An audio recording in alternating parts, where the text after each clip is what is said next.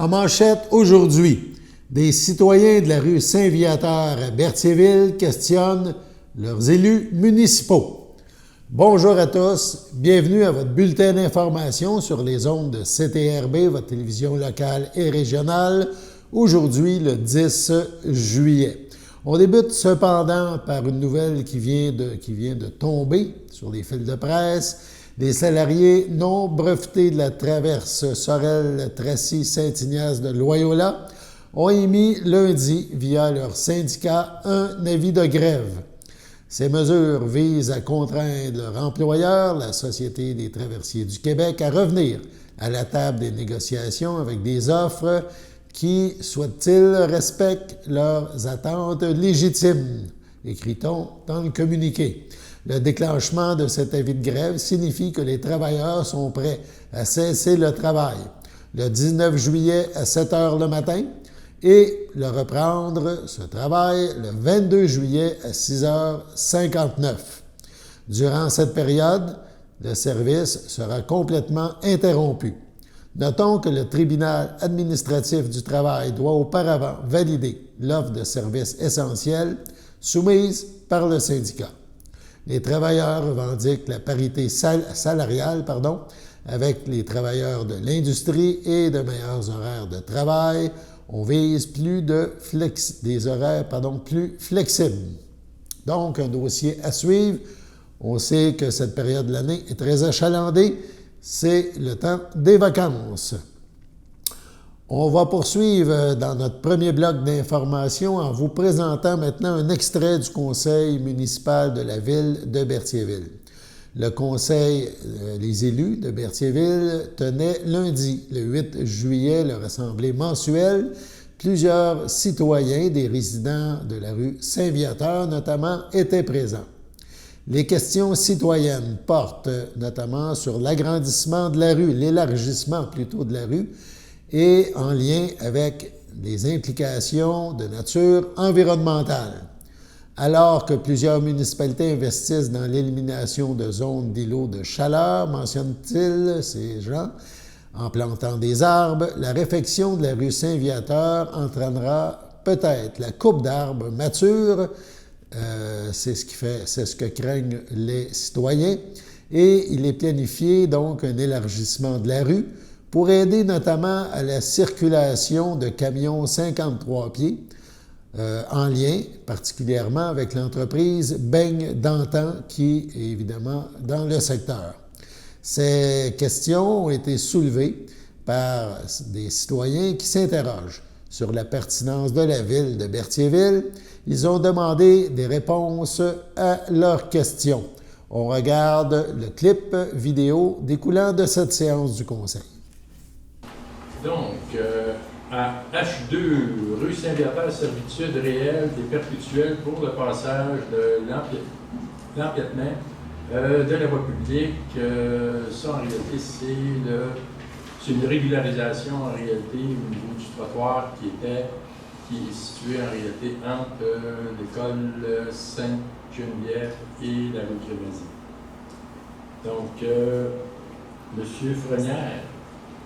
Considérant qu'une partie de la voie publique, rue et trottoir de la rue Saint-Viateur empiète sur certains terrains privés situés entre l'école primaire Sainte-Geneviève et l'intersection de la rue Crémazie côté sud de la rue Saint-Viateur, considérant qu'il est nécessaire de régulariser cette situation à l'occasion des travaux de réflexion des infrastructures de la rue Saint-Viateur qui sont réalisés en 2024, considérant que la voie publique et le trottoir sont reconstruits au même emplacement sur ce tronçon de rue. En conséquence, je propose de mandater Maître Maddy Laporte, notaire, pour conclure une servitude réelle et perpétuelle pour le passage et l'empiètement de la voie publique avec les propriétaires des immeubles situés du côté sud de la rue Saint-Viateur, entre l'école primaire Sainte-Geneviève et l'intersection de la rue Crémazie. D'autoriser le maire Pierre Lahaye et la directrice générale et greffière Sylvie Dubois à signer pour et au nom de la ville de Berthierville tous les documents nécessaires à la conclusion des dites servitudes. Merci. C'est appuyé par M. Darvaux, merci. J'en appelle au vote à ma gauche. À ma droite. Approuvé à l'unanimité des conseillers présents. Bonsoir, Monsieur le maire. Bonsoir, conseiller, conseillère. Je m'appelle Élise Bergeron. J'habite au 821 rue Saint-Viateur. Monsieur le maire, vous avez déjà entendu la question que je vais vous poser, mais je trouve important que nos conseillers l'entendent aussi.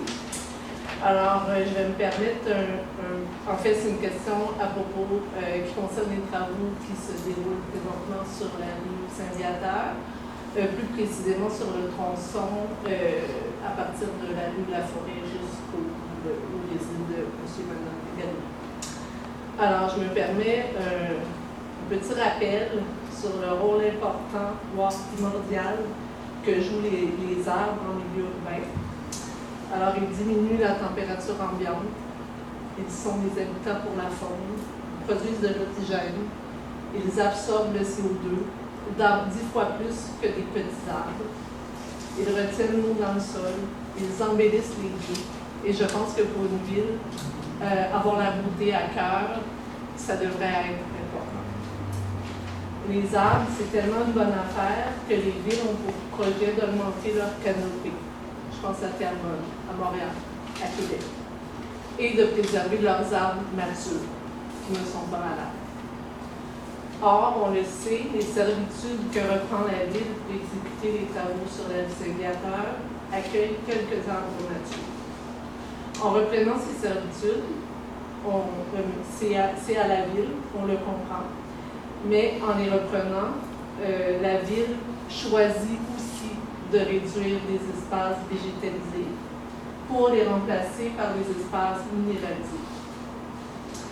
Ce qui n'est pas une bonne affaire pour l'environnement et qui crée des îlots de chaleur, qui met en péril aussi, les travaux mettent en péril la survie de ces arbres-là. Alors, j'aimerais savoir si la Ville a prévu des moyens concrets pour préserver ces arbres-là qui sont mis en danger, pour éviter de les couper. Alors, la réponse que j'aimerais à ma question, en fait, je sais la réponse que je ne veux pas à cette question, c'est s'il y a un problème, on va couper les arbres.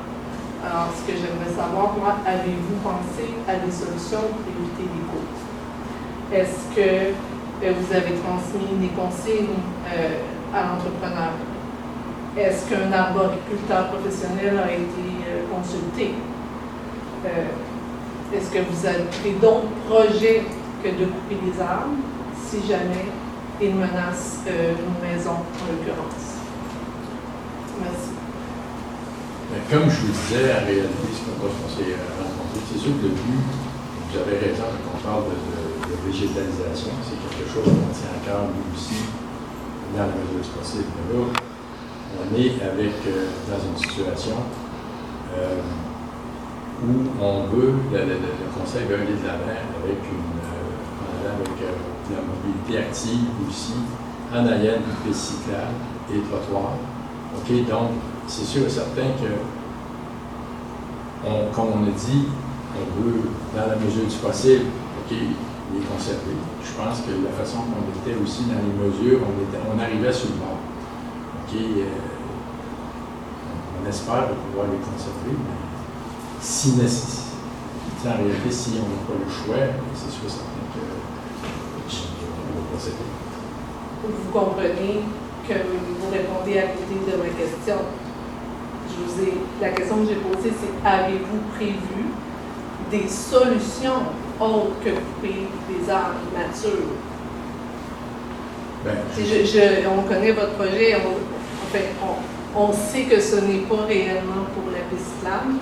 Ma question, c'est est-ce que vous avez prévu des solutions pour éviter la coupe d'arbres?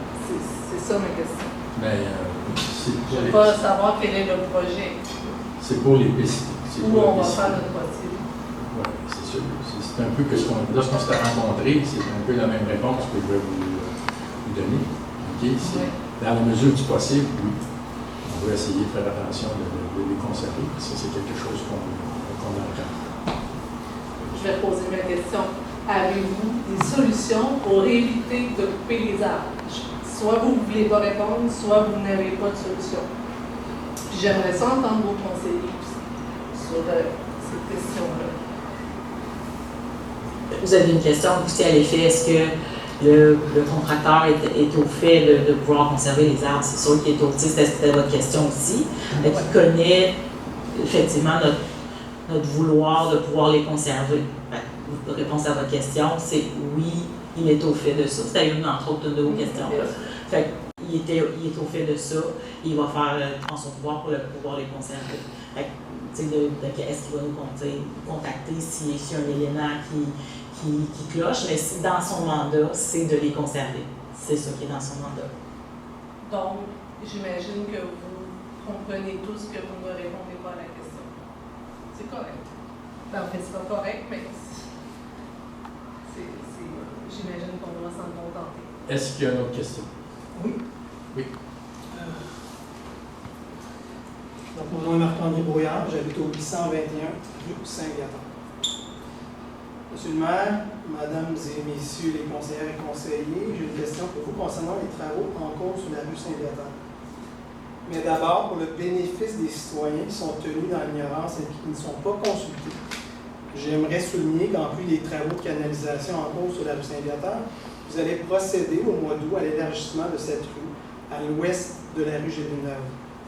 Pour réaliser ce projet, vous avez décidé de retrancher 4 mètres d'espace vert et possiblement, comme le dit Mme Bergeron, d'abattre des arbres matures quasi centenaires sur les terrains de façade des maisons au sud de cette partie de la rue. Espaces verts qui seront remplacés par du béton et de l'asphalte, alors que notre planète traverse les pires changements climatiques de son histoire.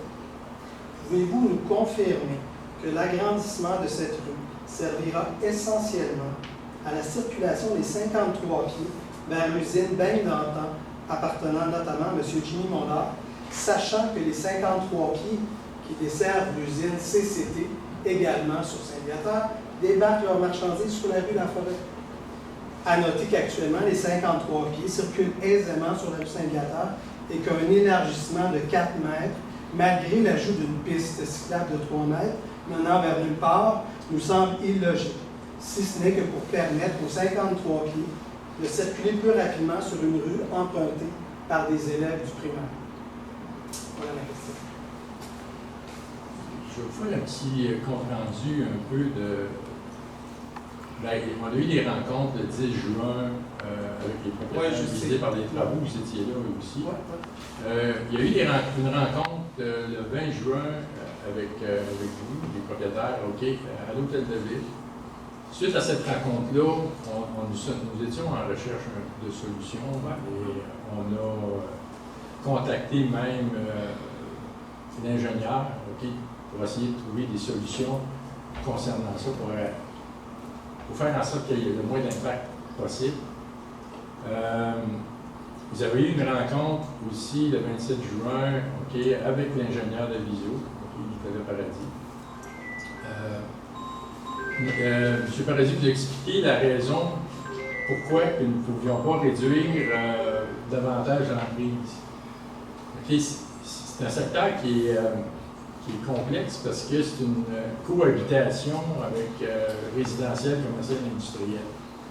C'est là qui est le problème. On voulait réduire la largeur de la rue, puis c'était pas possible à cause du rayon de blocage malheureusement, dans les bains d'antan. C'est là c'est surtout pour cette usine-là, si je comprends bien. Il y a des livraisons là, fait que c'est sûr que cette partie-là, c'est là qu'on ne peut pas éviter ça. Est-ce que vous avez calculé le nombre de 53 pieds qui desservent l'usine Bain d'Antan? Selon nos observations, il y a probablement 2 camions par semaine qui se rendent à cette usine-là. Vous trouvez-vous que ça vaut la peine pour 2 camions par semaine de retrancher 4 mètres de nos terrains? De vos terrains, parce que ça, on va corriger la chose. Mais en fait, je vais plutôt dire, vous trouvez que ça vaut la peine, vous, d'enlever 4 mètres d'espace vert, puis probablement de couper une série d'arbres matures qui datent probablement de plus de 50 ans. Ça, c'est remplacer de l'asphalte, mettre de l'asphalte sur du gazon, puis couper, c'est mieux selon moi. Écoutez, on essaie toujours qu'il y ait le moins d'impact possible, mais il faut penser aussi que les bains d'antan, c'est un employeur qui emploie des gens. Ici, Donc, c'est plus important dans le temps, selon vous, que ben, les citoyens qui habitent là. c'est comme un citoyen la même chose.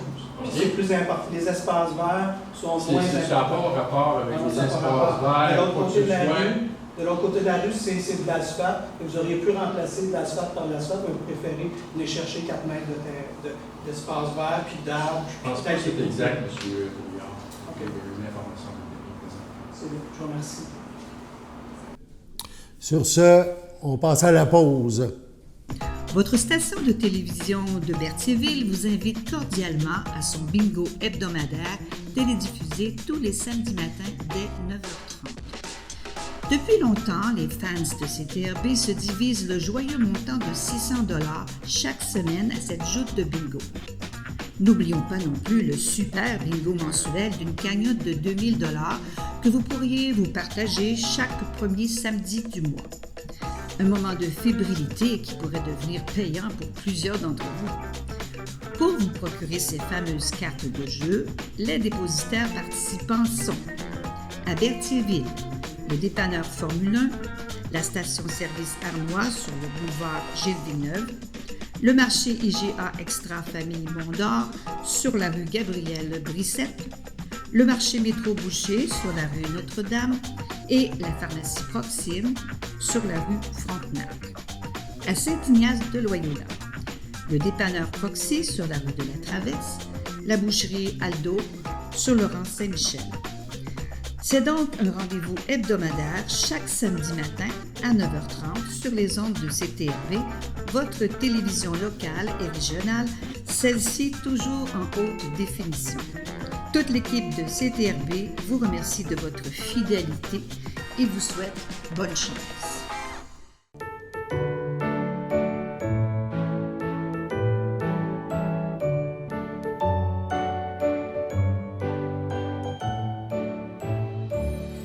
En ce 10 juillet, les anniversaires à souligner, le Centre d'action bénévole d'Autrey, le CABA, souhaite bonne fête à Claude Croisetière. En ce 10 juillet, la FADOC de l'île du Pas souhaite un heureux anniversaire à Suzanne Champagne, à Diane Pagé, à Francine Coulombe et à Manon Lefebvre. C'est votre anniversaire aujourd'hui, en ce 10 juillet.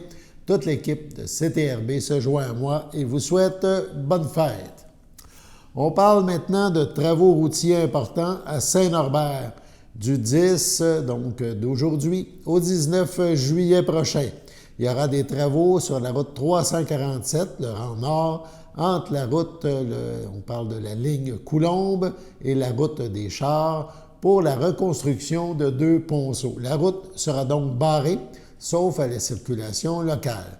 Un chemin de détour sera mis en fonction selon le trajet illustré sur des plans du ministère et de la voirie. Donc, on parle d'utilisation de la route 347, de la rue des Érables, du chemin Saint-Pierre et du rang Saint-Pierre.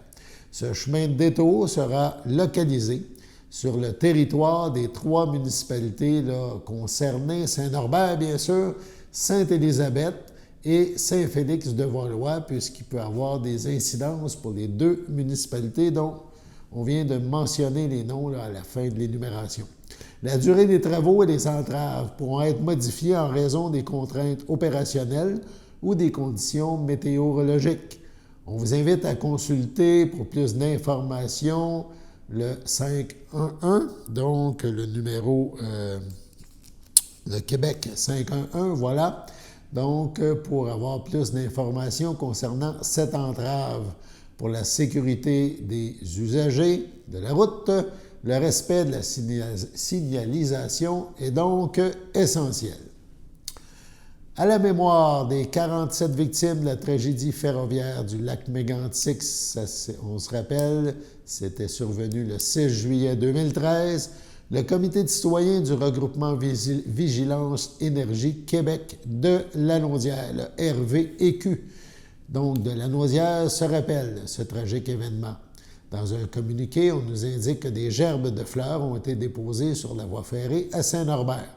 11 ans après cet accident, des trains circulent encore dans le centre-ville de Lac-Mégantic.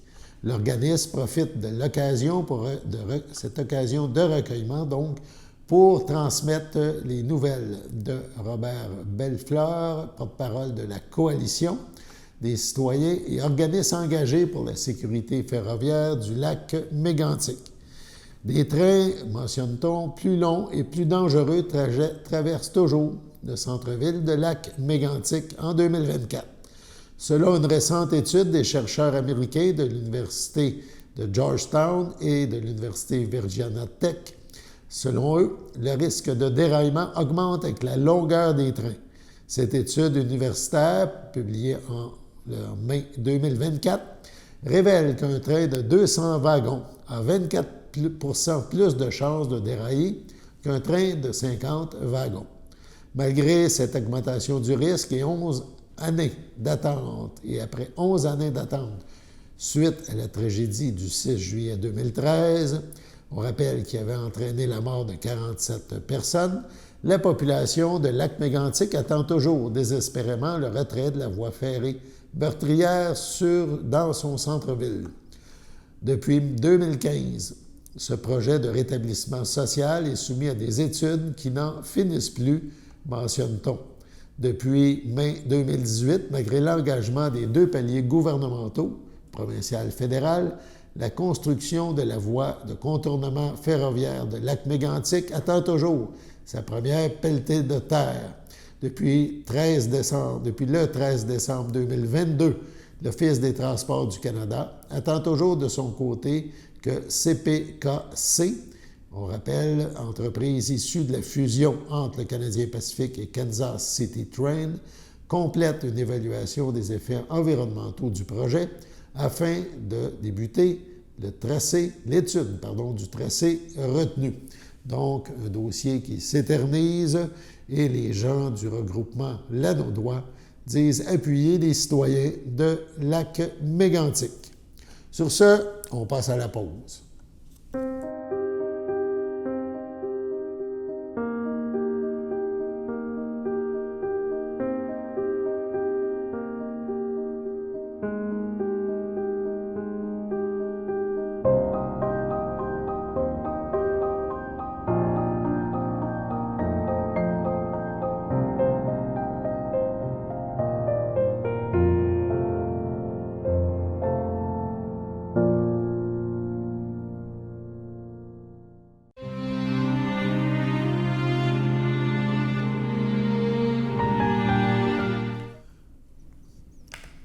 À Saint-Hyacinthe, le 6 juillet dernier, à 85 ans, est décédé M. Roger Dauphin, demeurant à Saint-Hyacinthe, mais natif de Saint-Norbert. Il a été vice-président de la Fédération de l'Union des producteurs agricoles de Lanaudière, président, section régionale du Syndicat des producteurs de lait du Québec, vice-président et responsable du transport laitier au Québec, membre de l'exécutif de l'Office des producteurs de lait du Québec.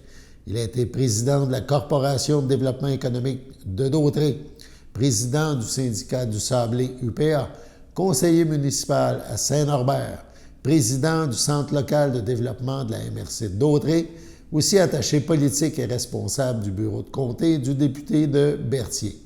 Il laisse dans le deuil ses enfants Julie Dauphin, France Dauphin, Alain Bélan, Mario Dauphin, Stéphanie Généreux, Marie-Christine Flibot-Dauphin, Pierre Martin, ainsi que leur mère Berthe Massé et Céline Flibot. Ses petits-enfants, Jeanne Gay, Mathieu Coulombe, Marilyn Rivard, Marie-Pierre Coulombe, Michael Cahouette, Chantal Dauphin, Charlotte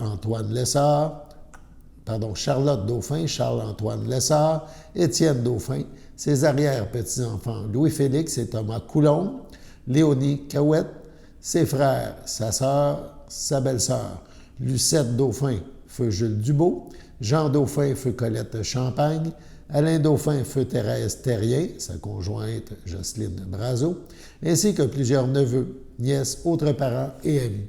La famille tient à remercier le Centre d'hébergement de l'Hôtel-Dieu de Saint-Hyacinthe. Un merci spécial à Alexandra Blackburn du CLSC de Longueuil-Ouest. La dépouille mortelle ne sera pas exposée et une cérémonie aura lieu en toute intimité à une date ultérieure.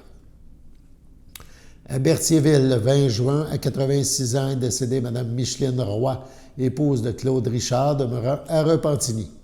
Elle laisse dans le deuil, outre son époux, sa fille Marie-Ève Richard, Ghislain Hainaut, son fils Stéphane Lemire Richard, son petit-fils Carl Richard, sa petite-fille Tamara Richard, William Labbé, son frère, ses belles-sœurs et beaux-frères, Michel Roy, Raymond Boucher, Denise Richard, Walter Tatchik, Agathe Richard, Michel Sauvageau, André Richard, Gilberte Lambert, Luc Richard, Daniel Gauthier, Pauline Richard, André Paré, ses grandes amies proches, Denise Boucher et Gilberte Brodeur, ainsi que plusieurs neveux, nièces, autres parents et amis.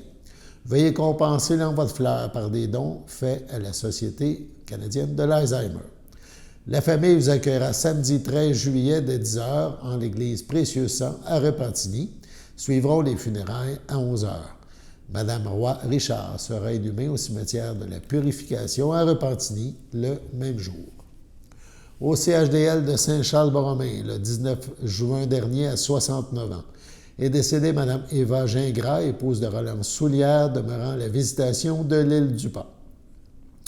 Elle laisse dans le deuil, outre son époux, sa fille Mélodie Soulière et son frère Claude Gingras, ainsi que plusieurs beaux-frères, belles-sœurs, membres de la famille Soulière, des neveux, des nièces, autres parents et amis. La famille vous accueillera le dimanche 14 juillet dès 11h au complexe funéraire Thériault, 741 rue Notre-Dame, à Berthierville. Un hommage suivra à la chapelle du complexe à 14h. Madame Gingras-Soulière sera inhumée au cimetière de Berthierville le même jour. À son domicile, le 30 juin, à 71 ans, est décédé M. Mario Drainville, époux de Jacqueline Bélanger, demeurant à Saint-Cuthbert. Il laisse dans le deuil, outre son époux, ses fils Mathieu Drainville, son ami de cœur Cathy Marcoux, Patrick Drainville, Mélanie Soulière, ses petits-enfants Hubert et Lou, ses frères, sœurs, beaux-frères et belles-sœurs, Rosaire Drainville, Diane Hull, Daniel Drainville, France Dumontier, Claudette Drainville, Feu Mario Marquis, Sylvie Drainville, André Hull, Michel Drainville, Solange Bélanger, Pierre-Paul de Grandpré, Lorraine Bélanger, Gilles Bellumeur, Muriel Bélanger, Jacques Plante, Rénalde Bélanger, Agathe Granger, Sylvain Bélanger, Linda Savard, ainsi que plusieurs neveux, nièces, autres parents et amis. Veuillez compenser l'envoi de fleurs par des dons effectués à la Fondation de la sclérose en plaques. La famille vous accueillera samedi 20 juillet dès midi en l'église de Saint-Cuthbert. Suivront les funérailles à 14h. M. Drainville sera inhumé au cimetière de Saint-Cuthbert le jour même. Sur ce, on passe à la météo.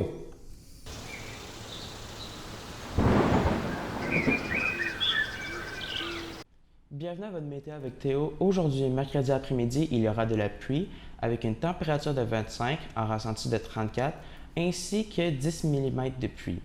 Mercredi soir, il y aura aussi de la pluie avec une température de 22, un ressenti de 27, ainsi que 5 à 10 mm de pluie. Mercredi nuit, il y aura de la faible pluie avec une température de 19, un ressenti de 20, ainsi que 1 à 3 mm de pluie. Jeudi matin, il y aura aussi de la pluie avec une température de 20, un ressenti de 22 ainsi que 5 mm de pluie. Jeudi après-midi, il y aura aussi de la faible pluie, une température de 23, un ressenti de 29 et avec 1 à 3 mm de pluie. Et finalement, jeudi soir, il fera un ciel nuageux avec averse avec une température de 22, ressenti 27 ainsi que 1 mm de pluie. C'était tout pour votre météo.